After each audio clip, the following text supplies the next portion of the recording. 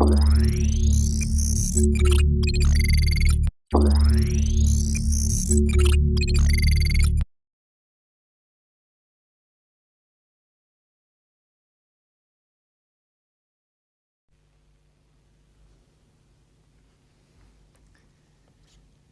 fellow citizens, events in Iraq have now reached the final days of decision. For more than a decade, the United States and other nations have pursued patient and honorable efforts to disarm the Iraqi regime without war.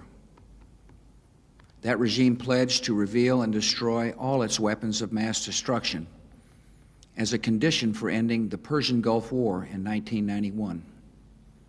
Since then, the world has engaged in 12 years of diplomacy. We have passed more than a dozen resolutions in the United Nations Security Council. We have sent hundreds of weapons inspectors to oversee the disarmament of Iraq. Our good faith has not been returned. To eliminate weapons of mass destruction. In recent days, some governments in the Middle East have been doing their part. They have delivered public and private messages urging the dictator to leave Iraq so that disarmament can proceed peacefully. He has thus far refused. All the decades of deceit and cruelty have now reached an end. Saddam Hussein and his sons must leave Iraq within 48 hours. Their refusal to do so will result in military conflict, commenced at a time of our choosing. For their own safety, all foreign nationals, including journalists and inspectors, should leave Iraq immediately. Many Iraqis can hear me tonight in a translated radio broadcast.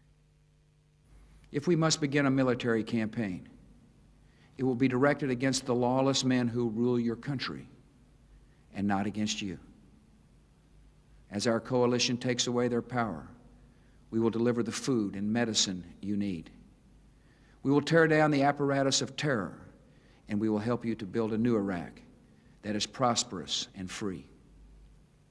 In a free Iraq, there will be no more wars of aggression against your neighbors, no more poison factories, no more executions of dissidents, no more torture chambers and rape rooms. The tyrant will soon be gone. The day of your liberation is near. To eliminate weapons of mass destruction. Our government is on heightened watch against these dangers. Just as we are preparing to ensure victory in Iraq, we are taking further actions to protect our homeland. In recent days, American authorities have expelled from the country certain individuals with ties to Iraqi intelligence services. Among other measures, I have directed additional security at our airports and increased Coast Guard patrols of major seaports. The Department of Homeland Security is working closely with the nation's governors to increase armed security at critical facilities across America. Should enemies strike our country, they would be attempting to shift our attention with panic and weaken our morale with fear. In this, they would fail. No act of theirs can alter the course or shake the resolve of this country. We are a peaceful people, yet we're not a fragile people, and we will not be intimidated by thugs and killers. If our enemies dare to strike us, they and all who have aided them will face fearful consequences. We are now acting because the risks of inaction would be far greater.